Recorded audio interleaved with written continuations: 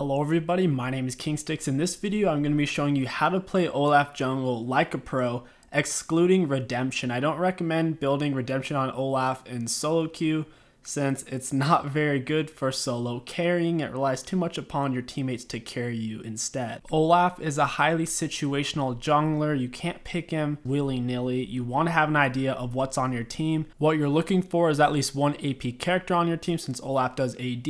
And you're also looking for a strong invade. If you look at our team, our invade is insane with the AoE Jack stun, AoE Riven knockup, and a Morgana snare. The reason for this is Olaf plays off of leads and using his strong 1v1 and 2v2 style gameplay to dominate his opponents, which makes invading great for Olaf because if you can build up just a little lead with your OPQ, which is an AoE slow that does 85 base damage level 1, you should have a pretty free win on your hands. And if the enemies are foolish enough to try to fight you and your team in the invade, you should dominate them pretty easily because once again, Olaf's Q is busted level 1, and if they get you low on HP, you're going to hit like a jackhammer because of your passive. When it comes to summoner spells, obviously you're going to have to take Smite to jungle, and for your secondary one, the most popular is Flash. If you plan on doing a lot of ganking, then it is definitely the way to go. If you plan on invading, and if you plan on doing a lot of 1v1s with the enemy jungler and 2v2s, a lot of fights to the death, I really recommend Ignite. It hits so hard, catches people off guard all the time, and you can build up some really cheeky leads this way. While in your jungle, don't worry about being low HP too much because it will help you to clear camps faster due to your passive. On AoE camps, try to auto the camp first and then throw your Q. That way all the monsters are running towards you. That way you can hit the whole camp with your full Q, applying the Hunter's Talisman burn, allowing you to take less damage and clear the camp much quicker. Olaf's W has an extremely low mana cost and a relatively low cooldown, so whenever you're killing a camp, feel free to use it whenever it's up to keep your HP high. You will normally be full HP in your jungle. This game was a little bit different since I blew both my refillable potions on that initial invade fight, and I also started my red buff with pretty much no HP at all. Assuming you can 1v1 the enemy jungler because you're the stronger champion or because you built yourself up a lead in the initial invade, you want to try to path towards them. So going for scuttle crabs or moving into their jungle is a great way to further your lead since few champions can actually fight in Olaf. In fights to the death, you need to be especially careful about where you throw your axe. Here I throw it way too far and now I'm stuck here fighting an Udyr without having a proper way to get my Q off of cooldown. You can choose how far you want to throw it, so if the enemy is right on top of you, just throw it slightly on top of them instead of throwing it its max distance. With that being said, I still easily 1v1 the Udyr and he had to run away before he even saw my Riven. That is the sheer raw power of Olaf. Something else really important to mention is Olaf does really well against melee champions. The enemy top laner is melee, the enemy mid laner is melee,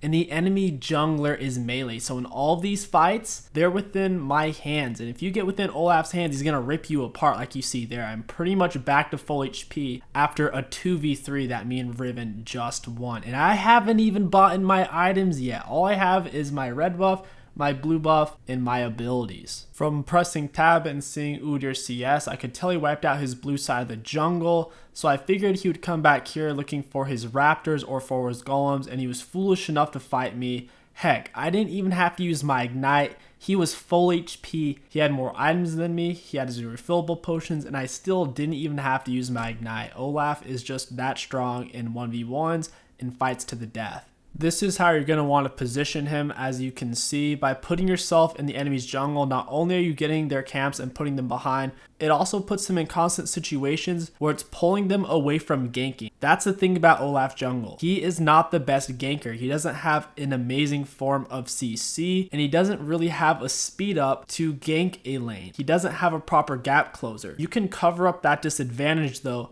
by primarily sitting in the enemy's jungle and forcing them to fight you or keeping them far enough behind to where you don't really have to worry about their ganks. If you're just trying to out-gank on Olaf and if you don't plan on doing heavy invades, don't even bother picking him. You're not playing to his strengths.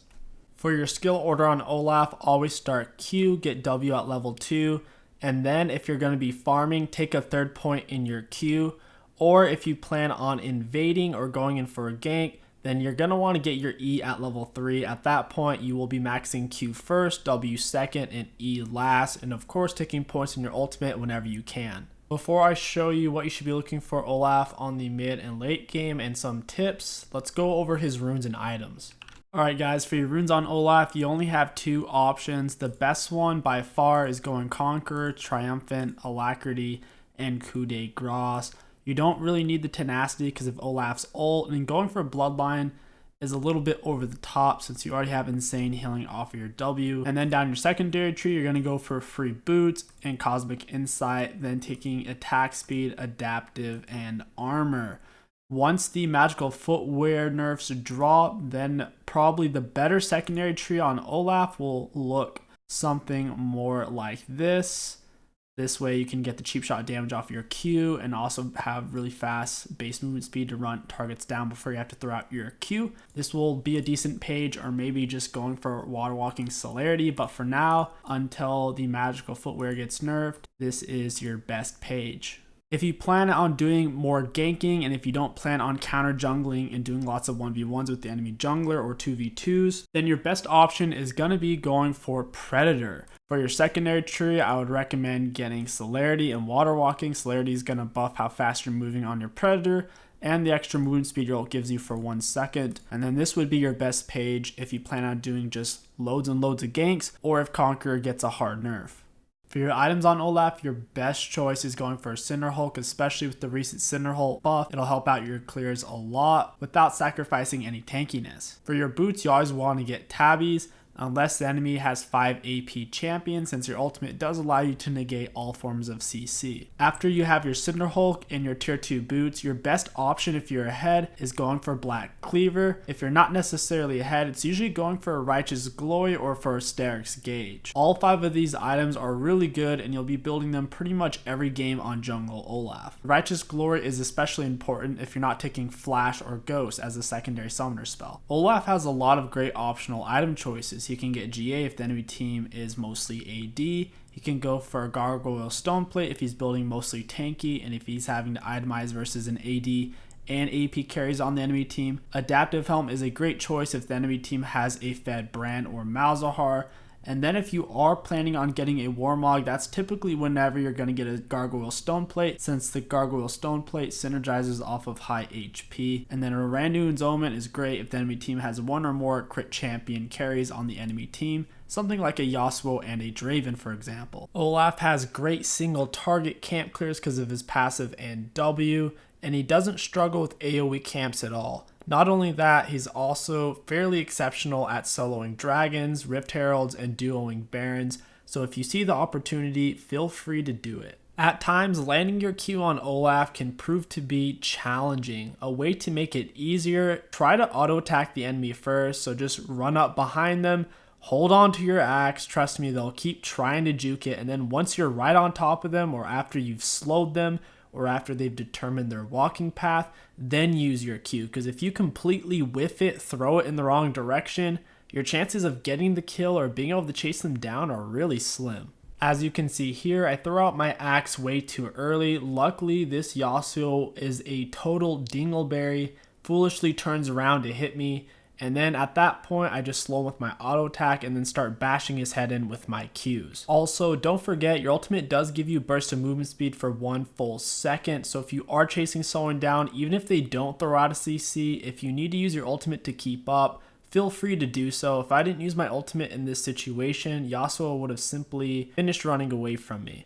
Your ultimate also does give you some extra attack damage to help you finish pinching off that kill. And whenever you are dealing with someone who can easily put out CC, try to hold on to it for as long as you can. That way you can bait them into throwing out their CC, which will slow them down. Then you can just smash your ultimate, speed up, and beat their brains in. Also, keep in mind your ultimate does instantly remove all CC from Olaf. So even if you do mistime it a bit, once they hit you with the CC, you can just press your ultimate and still kill them anyways. If you do plan on taking Ignite for your secondary summoner spell, you're going to want to get Righteous Glory for your second or third item.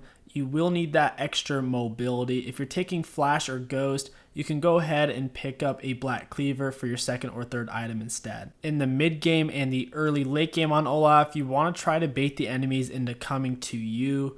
That is your best way of picking off kills. If you're having to run the enemies down or fight true 5v5 team fights, you will get kited so hard and oftentimes just die before you can really do anything. So you want to try to keep things into small 1v1s, 2v2s, and 3v3s. Avoiding 5v5s is usually best if you are going to be playing Olaf Jungle. An easy way of doing this, once again, is positioning yourself on top of the enemy buffs when they spawn in, forcing the enemies to either give it, or more often than not, they will come to you and you can kill them. Another way of doing this is by forcing objectives like dragons or Rift Herald. Speaking of Rift Herald, this is so important when you're playing Olaf Jungle. Whenever you get the opportunity to take it without losing anything, go ahead and grab it, because you're really looking to end your games no later than the 30-minute mark on Olaf Jungle, since he does start to fall off pretty hard by then. And most importantly, if you haven't done it already, don't forget to like, comment, and subscribe. It really helps out the channel and me to keep on going and making fresh content.